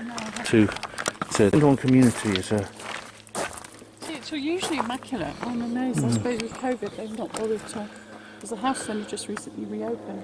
But this is usually all immaculate. And What's it in the hothouse? You grow tomatoes and cucumbers and things. well, it's all the stuff you force because it faces west, so the wall on the back will retain the heat until you can grow vegetables next to it because it never gets cold in there. And when you're here and you're trying to provide your own food, you know, when there wasn't Tesco just down there, you had to make sure so you've got your blackberries and your gooseberries here, you know, and your fruit off the orchards and your vitamin C from the rose hips, fish from the river, cattle, sheep, everything here that you could graze on your own land. The Findhorn community has this amazing farm. It's an organic farm, and it has like they have like donkeys to produce manure, and they have like all these beds. I got to work in there for a day, and it was great fun. Do you know why horse manure is better than cow manure? Why? Because horses are very poor doers, so they don't digest a lot of their food. So when the poop comes out, it's much richer. Because cows, with all their stomachs, once the slurry comes out, there's practically no goodness in it. Oh, I see. Right. Yeah, that's why Horses horse do. poo is better, so much better than, and obviously donkeys as well. Yeah. Because they don't ruminate. I mean, I had a lot of issues. I mean, I wrote a review of my week. I did what they call Experience Week at the Findhorn community. I did have a lot of problems with it, and I wrote about it in my review. I think it's not the place for me. So what was your objective in going there? I felt very drawn to going there. I watched a documentary about it, and I became fascinated with it. I watched and rewatched this documentary over and over again. I thought, I just feel I need to go there. I need to go to the Findhorn community. I need to do the experience week. I went there, and I'm glad I did it. It's in the north of Scotland. And I went in Which coast? 2005. Northeast. Right. I did. It's not far from Inverness, and I did a. I was there for. Yeah, I just went up. I spent a day in Inverness where Kev Baker lives, and then I went. It's got a train. It's like a half-hour train journey, and it's got this. There's this lovely place by the seaside where Eileen Caddy, the founder of it, in 1962, she basically set up a camp there and started growing vegetables. And they were like record-breaking large vegetables, even though she was growing them in sand dunes. It probably had something to do with sea salt. Absolutely, yeah. But, This is almost in seaside. Exactly, yeah. But more and more people came to join her, and eventually it developed into the community it is today. There's about 5,000 people living there. Probably all a bit woke as well. Yeah, it's very hippie. It's very new agey, but like a lot of the new age, there's a kind They of look down their nose on you. I mean, the amount of people who look down their nose at me. But why? Just because I've got this tattoo, they think it's a bit witchcrafty. Oh, it's nice. But you know, it's like it's. People think, they probably look at it and think, oh, it's a Harry Potter thing, you know? Look at, no. Oh, But people are afraid to ask you. I won't show it to you, obviously. But another blonde has a tattoo of a crop circle on her, looks very nice, I think. But you know, the Findhorn. I'll just turn the camera around so people can see the garden. Like a lot of the new age, I find the new age people. It's all sweetness and light on the surface, but there is a level of egotism and malevolence deep down. Well, they just have a chip on their shoulder. They think they're superior.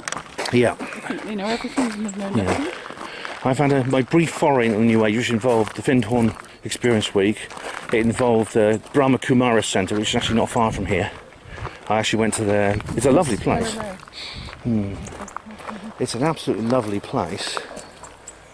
Beautiful house, like it's a Harcourt Banner. Oh, their perfume is beautiful. Their international headquarters was there, so I was lucky to live close by. But you know, I found out they're funded from the UN and things like that. Yeah, just like Findhorn is it has like the Lucis Trust. It comes out of the Lucis Trust, and these are the people who funded all these kinds of like esoteric new age, including black magic stuff in the early 20th century. And I thought to myself, and Peter Caddy, the husband of Eileen, he was a Rosicrucian. And it didn't take me long to realise, and then the attitude of some of the people there really irked me. One person in particular was quite exploitative. You know, they were rather bullying, actually, in a very sort of passive-aggressive way. So and here we are. You can pause and read, ladies and gents. How ornate it should look. Oh, it's nice. Bees, rose hips. And the acorns. Is it an acorn? Or is it It's an acorn, because I think there should be one here. It's that there. You're looking at that there. No, I think there were other ones here. Right. It's a small. It looks like a sphere to me, just a ball. Yeah, but this looks more like an acorn, which is why I wondered if there used to be one. Again, oaks, acorns. Yeah. It's all very druidic. And look at the background hills. Lovely location. Lovely location. So that's the kitchen garden, ladies and gents. It's lovely. It really is. We have been lucky with the weather this weekend. We really have. Susan George was a looker, and she. Well, she used to be. Oh right. Did she wear anything when she was sunbathing? Wow, this was when she was older. But if you look at the Texas Chainsaw Massacre here in that, she was like Farrah Fawcett. Oh, I'd have definitely have to come in with my binoculars. This is a bridge across the river now we're going. Oh, sorry. Okay. But is this the bridge? The bridge is just. Oh right, it's another bridge. Okay. We're just going down the little alleyway. You see that house there?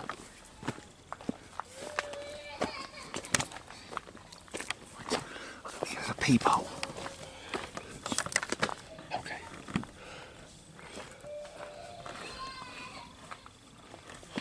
Right, okay. Oh, you can see. That's how they do. You see for the peephole there. Spying on the Illuminati.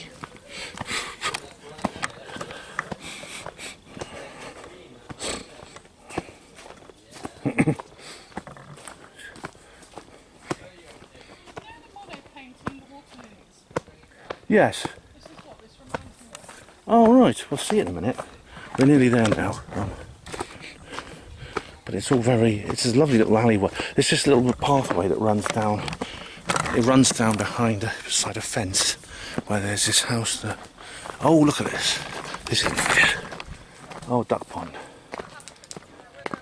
And this river is full of crayfish. Oh, they're everywhere now, aren't they? Yeah. Well, they used to fish them. There used to be a restaurant in Hungerford called the Crayfish, and they would serve you up like 20 crayfish, because I mean, once you've picked all the shell off, there's only about this much more. Yeah, they undermine riverbanks. They dig burrows and they undermine riverbanks. This is a real MP expensive scandal place. This is. Look at the ducks. Isn't it wonderful? This is all part of the river. It is like that water paint, the water lilies, yeah. Manet. Is it Manet or Monet? Monet. Monet, yeah. And when you come here sometimes, you see all the lilies. Nice. You have to stop in these places. Yeah. And why have they got a chin-mag just there? I don't know. I think this is a nice place. There's room for us on there anyway. I know, but I don't want to listen to them, and I don't want them to listen to me. Okay. You know, Oh, that's a lovely place. Look at that. He said, oh yes, we can do it. And then I arranged with a couple of friends and went to book it. And she said, are you residents? I said, no, sorry. After all that planning. But we've been lucky. It's just the sounds of nature are amazing. Yes, they're beautiful. Oh, really beautiful. I do feel an intense energy, you know, and I can imagine you staring at this water is actually quite hypnotic.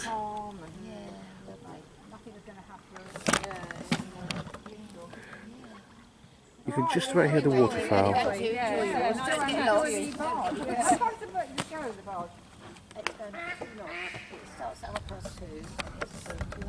Excuse me. Bedouin way or the other way? Excuse us. Thanks. Thank you. Sorry. It's all right. Bedouin or the other way? Or Kidbury way? And that is the little bridge across the river. Okay, ladies and gentlemen, we're now entering Hungerford. Now, you may have heard that name. It's become internationally very, very notorious because of a mass shooting that took place here in 1986. And we're not gonna stop. We're just gonna drive along on location about where this happened. But a guy called Michael Ryan went out with a assault rifle. I think he had several. He had several weapons, and he just started shooting randomly at people. Did he kill 20 people? killed his mother and various other people in their gardens. Yeah. I think he killed 20 people. And then he held up at the school with school children. God, yeah, he killed vast numbers. I think it was 20, around 20 people. Well, you can look it up anyway. But then there was a police siege which ended with him shooting himself. And a couple of policemen. Yeah, he killed a couple of coppers as well, and then shot himself. This terrible tragedy and crime. Amazingly, in this town there is no memorial, no plaque, there's nothing. It's like it never happened. The reason I'm bringing this up is not because I'm one of these ghoulish people who goes following all these strange massacres everywhere, but because Michael Ryan had some connection to a psychologist or psychiatrist who was involved with, I can't remember if it was the Stanford Research Institute or the Tavistock Institute, but it was one of these mind control operations. I mean, Neil Sanders will probably know the facts behind the case. But one of the first things I remember when I became conspiratorially aware was learning about the Michael Ryan and his background. And in a moment we're going to be seeing where all this took place. We're just approaching some of the area where this crime took place. I remember hearing about it in the news when I was a kid at school. Didn't really frighten me. I mean, it was horrible. I thought that's a horrible thing. But this Priory Place. It's funny because mass shootings are very rare, especially in Britain, where guns are less available. Just got to look at something wrong. Sure. There's been a couple. This is like a little residential street now. But we come out in the street where some of the victims were shot down.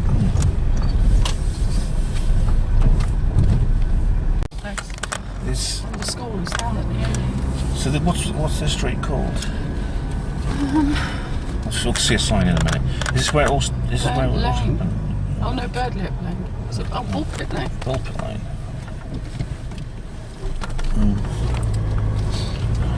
But this is where Michael Ryan wandered All around along with his here. guns. Yeah. He went along and people were hiding behind there. This is the back of the... Well, this is the football club. Was this is where did the siege take place? Was And it? the school. School. I remember how to get to the school. I might insert a studio piece here just to give people a bit of background to, well, you know, just give people a bit of background to the crime. I used to do yoga at the school. This is the old council house. This is where all the people were hiding behind their doorways. Astor. There's funny enough, there was another mass shooting. Where was it? Where was the name of the village? You said there was another Well, one. no, there was an incident where Some three policemen at Newbury Kimber. about 100 years ago. Yeah. It was 100 years ago. However, that was Probably a bit poachers. more than that now. Well, they put it down to poachers. Yeah. Got no way to really know. It's just that mass shootings are so rare to have two so close Redwood together. House, open to the public. Go to Redwood House. What is Redwood House? There's Salon and Beauty. Oh, nice. Well, No, this was never here last time I came here. So hair I have salon. No idea. Yeah. I could always do with a hair salon.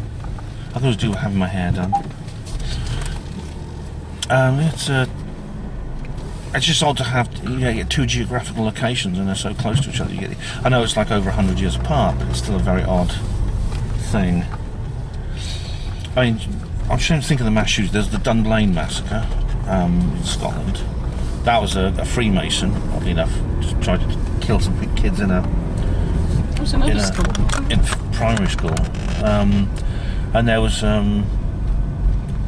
of course a couple of weeks ago there was this guy who killed 6 people in Plymouth. He was an incel, and of course the Christy Winterses of this world are making hay with that. See the cobbles? Yeah. Reflection of the Roman. Yeah, there's like a Roman style Yeah, cobbles. underneath. Yeah. So this guy just wandered along this. Was it this street? Or Well, they ran along. He ran along. And John had gone. We went to there, so it's not that way.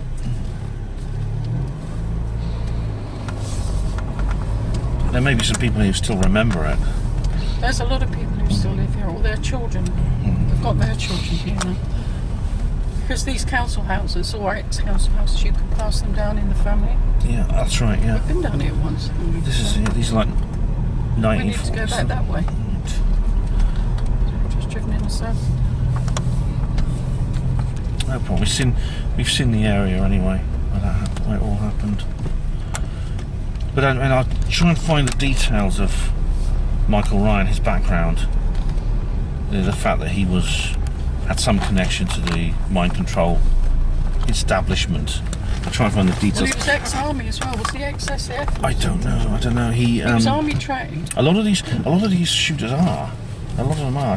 And it's not just access to firearms. It's to do with the mind control and things like that. But he was in some way connected to. He was military, or ex-military. He was in some way connected to mind control. And like a lot of that, same with serial killers, you know. A lot of them have are connections. ex-army. Yeah, a lot of them military, ex-military, and they have connections to intelligence operations involving mind control. Jeffrey Dahmer, you know. Yep. He was in the intelligence corps. And the one in England, the one who was a job centre manager, he was an ex-chef apparently. Yeah. You know the one who killed all the young lads and had them in his house?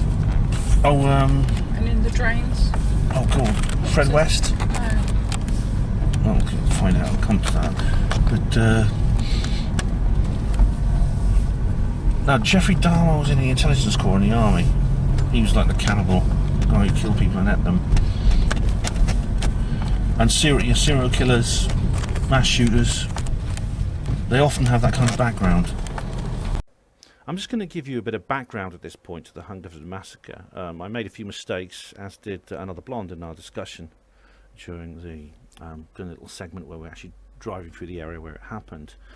The details I've looked up since then. What you see in front of you is a Beretta M9, which was one of the weapons that Michael Ryan used when he carried out his crime on the 19th of August 1987.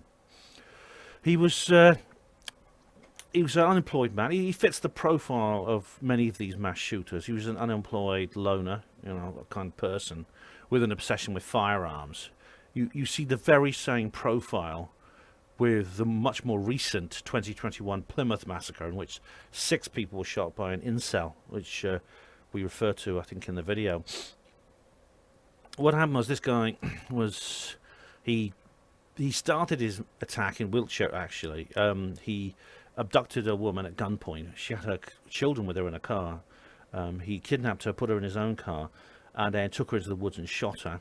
He didn't harm the children, but then he went to several other places, such as a petrol station, and he shot the cashier and injured a couple of other people. He shot a 77-year-old lady in the legs. He shot her 4 times in the legs.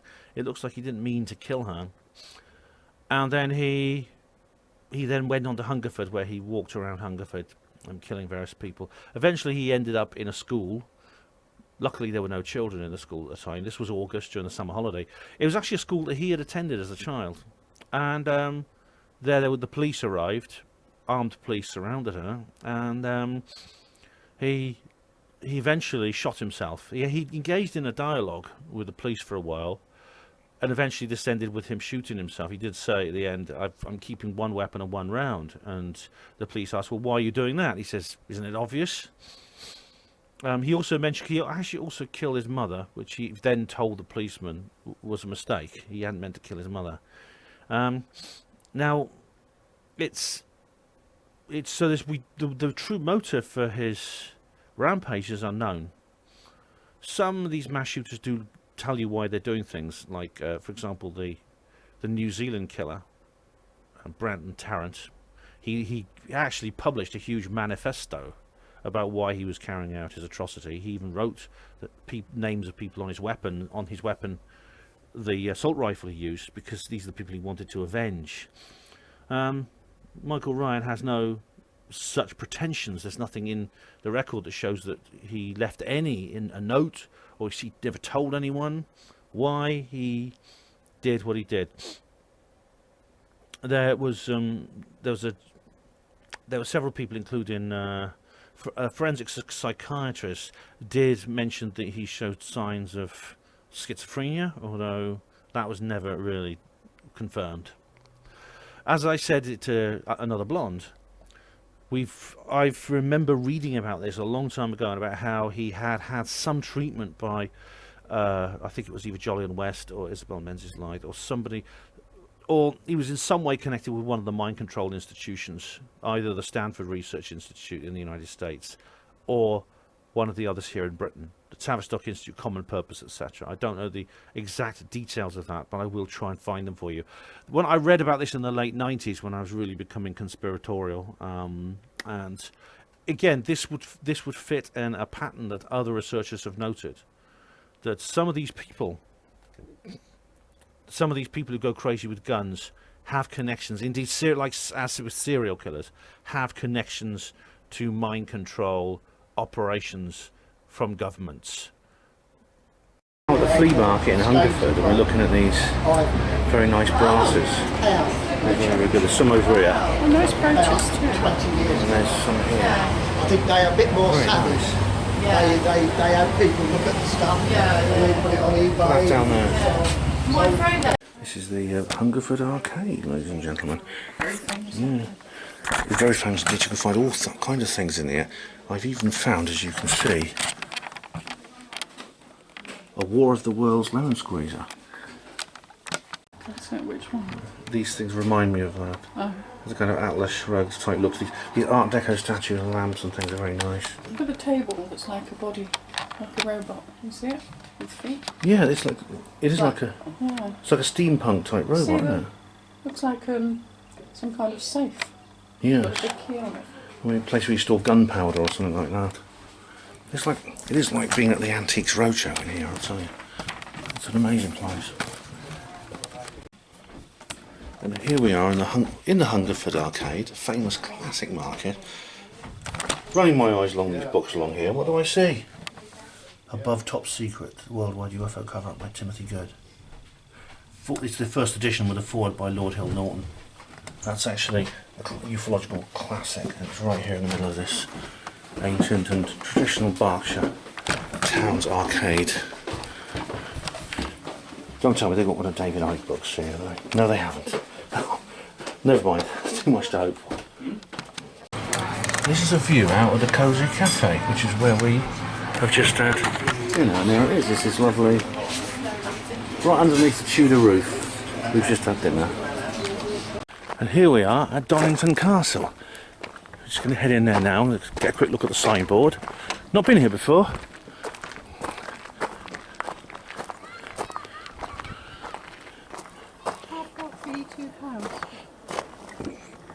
Please maintain social distancing. Oh, what nonsense.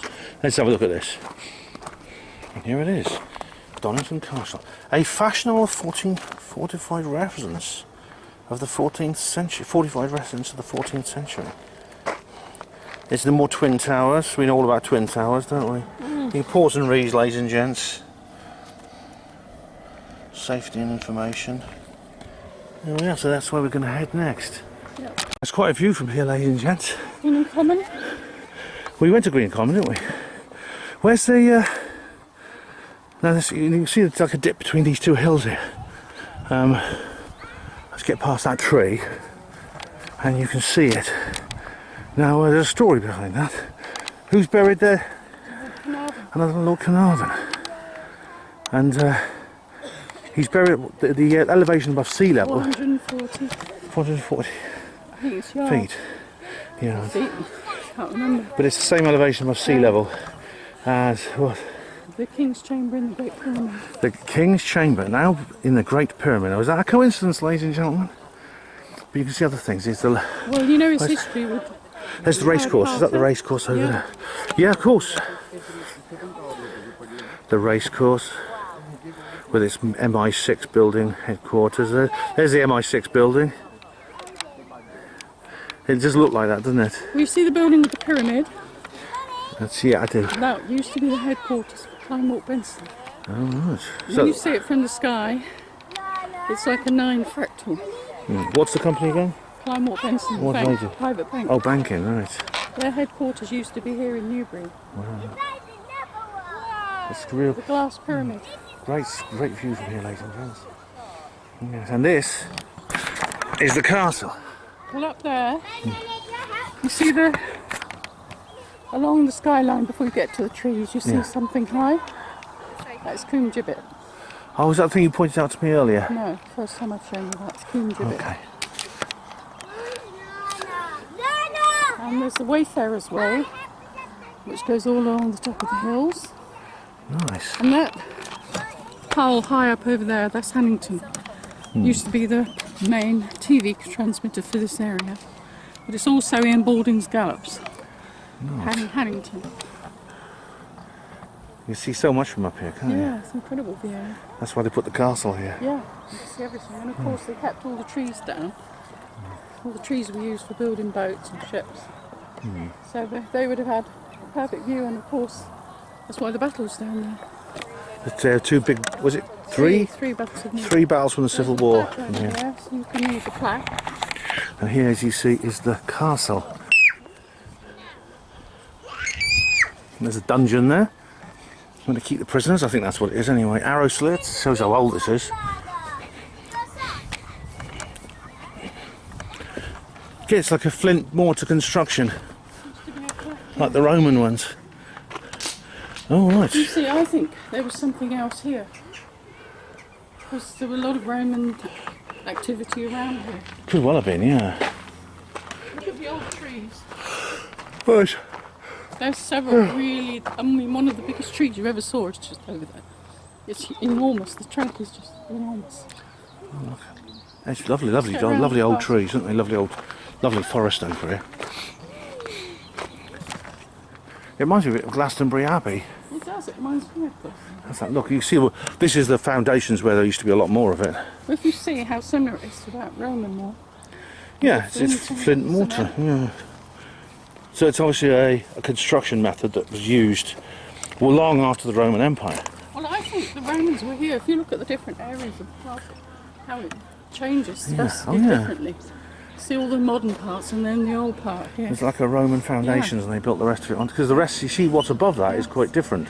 Absolutely. Yes.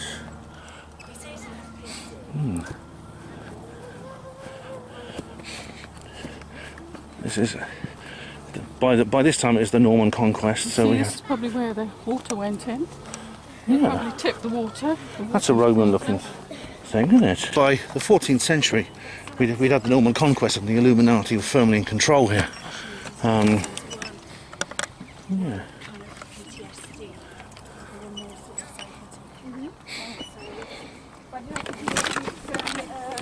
This reminds me of Hadrian's Wall. I went to Hadrian's Wall.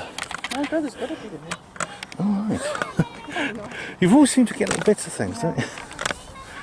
It's a perfect souvenir. What a place. I'll have another quick look. I'll look inside. Let's have a look inside the castle. You see, that used to be a fireplace, didn't it?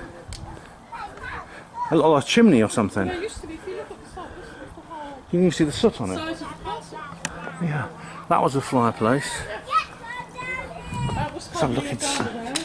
And that What's was in here? You can't get in, but it's quite. This is never been allowed in. no, it's quite well preserved. This you see the ceiling and that. Yeah.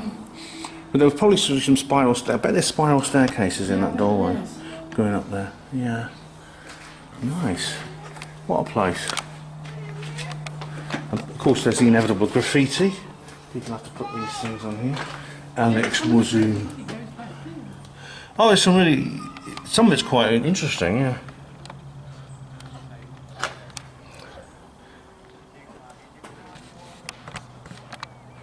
Okay, yeah, sure, we're nearly there. But this is a battlefield, was a battlefield here.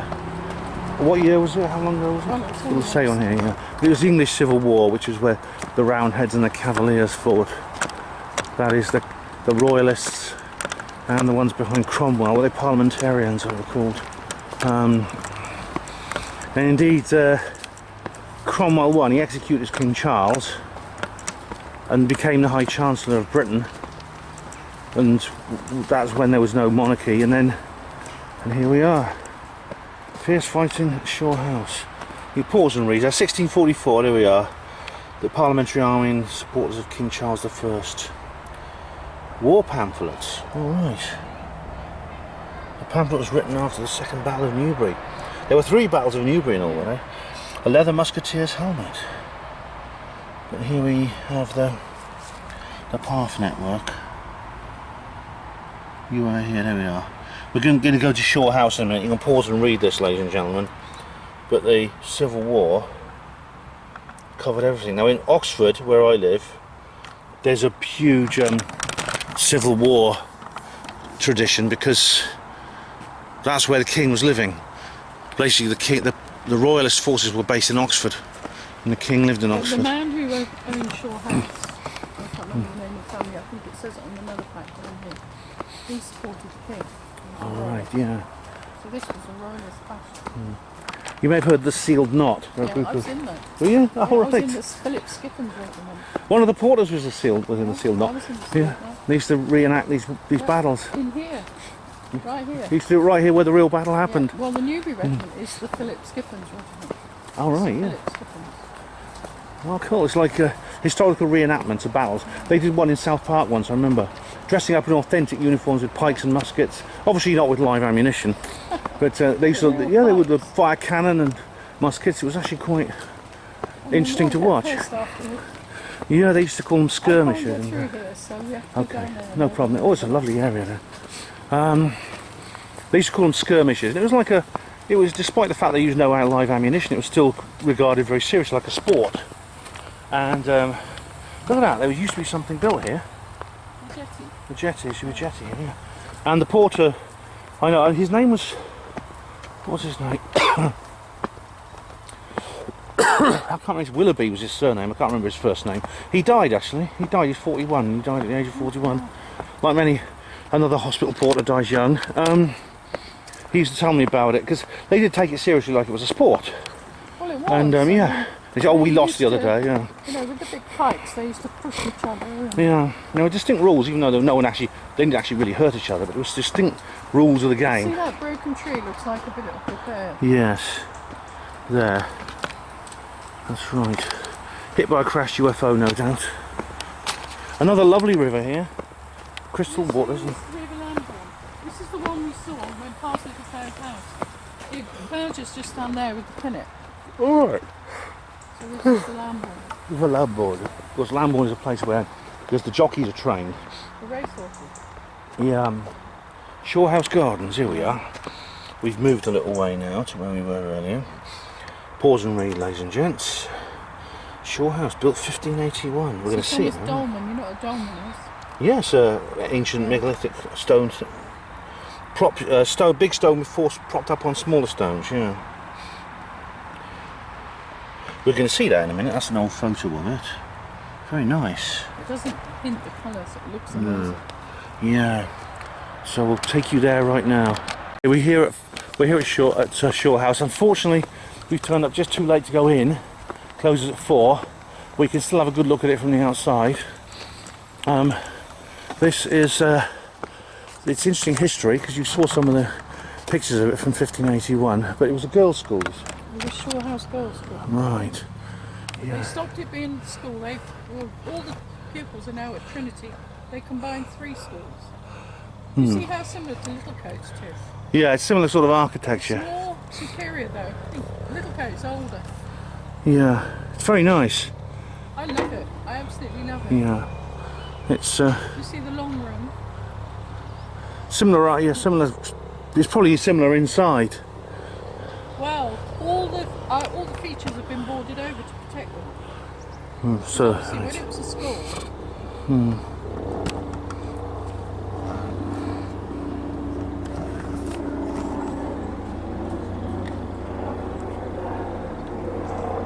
Very nice. This is an interesting place. It's now being used as a registry office, but it's also available for private hire, and they have weddings there and things like that. So, but girls' schools. I mean, was it like a very posh place? No, it was like the grammar school for girls. All right. These days, I think unless you go to an elite school, you can't go to a single-sex school. No, that's right. That's right. But I mean, it's normal within the elite, I know, to educate and bring up the children without any contact with the opposite sex. And I don't know if there's a reason for that. It could be, I don't know. It could be something to do with making their minds look the way they are. A lot of the elites go to boarding schools, of course, where they're separated from their parents. Often they separate them from members of the opposite sex. So even when they're teenagers, they can't really relate to the opposite sex. When I think maybe at that age you're supposed to start learning how to do that. Either way, it's. Does your phone take pictures? Well, good morning, everyone. It is actually Monday morning here, 13th of September 2021. I'm enjoying the view through my skylight here at about 20 to 9 in the morning. Back to reality today, so-called, as they say. It's not really that bad. At least I don't have to work today. But you know, I've had a wonderful time. I really have. This little self-catering flat here has been absolutely great. It's something I recommend actually. It's very cheap. All you really need to get in, if you're like me and you eat out when you're on holiday, is just tea, coffee, milk, sugar, that kind of thing, which I bought. Apart from that, that's all you need. The toilet doesn't flush very well actually. I won't show you that. But yeah, I'm going to go home, get on with other things.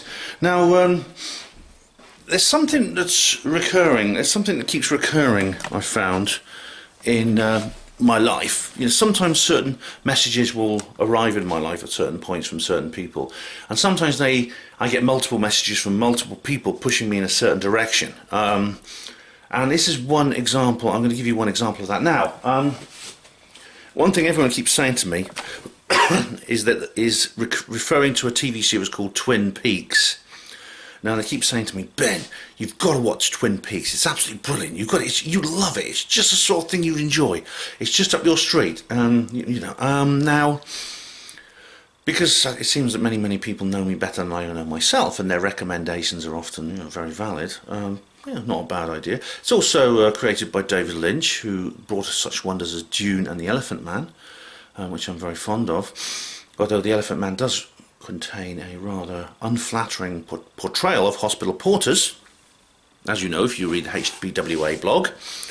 But anyway, Another Blonde has the DVD box set, and she's lent it to me. So I'm going to watch it, I suppose, at some point. I'll let you know. I'll probably watch it over a period of a few months. I'll maybe watch one episode a week, probably starting next week or something. Probably take me quite a long time to get through it all. You know, a few months probably. I mean, Another Blonde, I'll probably see her again in a few months. I'll return it to her then, and hopefully I'll finish watching by then. If not, I'll just ask her if I can borrow it again, or just say, here, I've watched half of it. Maybe 6 months' time. There was actually one person I know who said, Ben, Twin Peaks is awful. You must never ever watch it. And I said, what's wrong with it? And he said, it's so fucking white.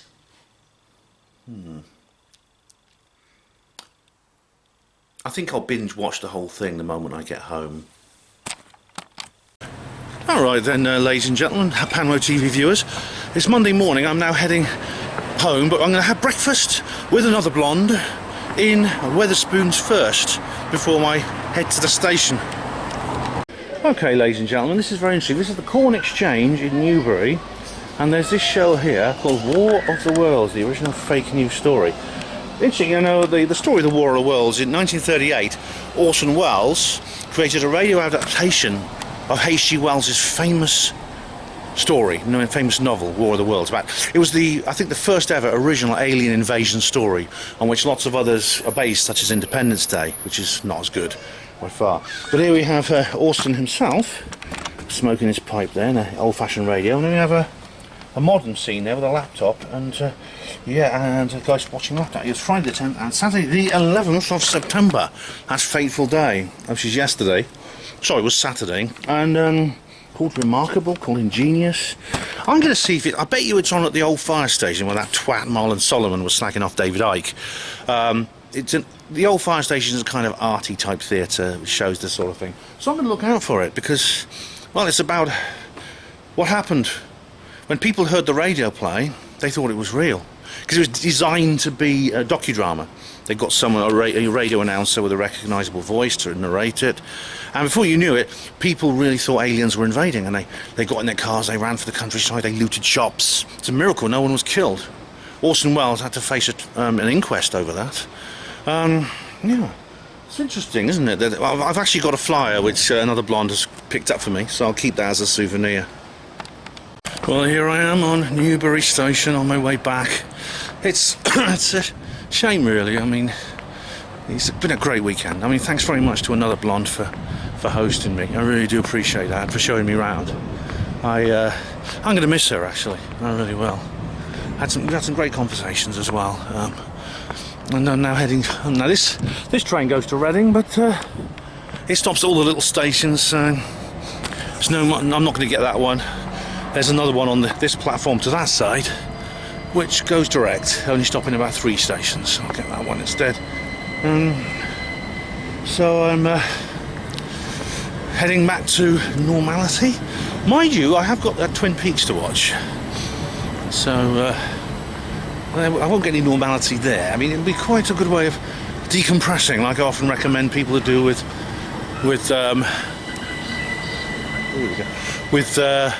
the Exopolitics conference. Read a book, watch a DVD or something to keep yourself in the frame of mind, so you don't just get thrown immediately back into reality and end up with the equivalent of post-probe blues. Although I don't really get that anymore, even since Probe was finished. The last Probe cancelled because of the coof. Oh dear, but I've got plans for other videos, definitely. Anyway, interesting things I've seen. Alright, I won't board it.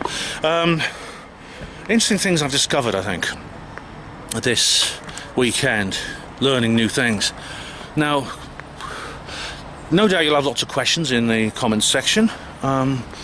One question I can immediately think is about the Civil War. Which side of the English Civil War did the Illuminati back? I don't know the answer to that, so maybe that's something, that's a conversation we can have for you history buffs in the comment section. I'm a history buff too, as well. I like history, so check out the situation. Let me know what you think in the comment section. As for the other things, I mean, I've just seen some really fascinating stuff. I've had a Boudica moment. I went to Little Co-House. Oh, I've been it's in the old castle and the battlefields, and went to BitChute's headquarters. Oh my goodness me, I've done so much, haven't I? So much. What an amazing weekend. And now I've just got to find a way to get back to Oxford. I know which platform I've got to go to anyway. Yes, I took a photograph of the timetable, and it's platform 9. So, if you ever, word of advice, if you're ever changing trains in Reading Station, don't wait until you're there to find out what platform you've got to go to, because it could take you 20 minutes just to walk across the station, let alone find the right way. Huge station it is. And always learn what your platform is in advance, and I've done that. So fingers crossed I'll be back in Oxford probably within maybe an hour and a quarter. Well, I'm home. I got back about 20 minutes ago. My second adventure in Newbury is over, but there will be others. I'm sure I'll go back there. There's much more to see. I want to say a big thank you to Another Blonde for a wonderful weekend. Oh, we had some great times, and we saw so much, but we had some lovely discussions as well. I rather miss her, actually, I must admit. Hope I'll see her again soon. Do check out her channel on YouTube, Another Blonde.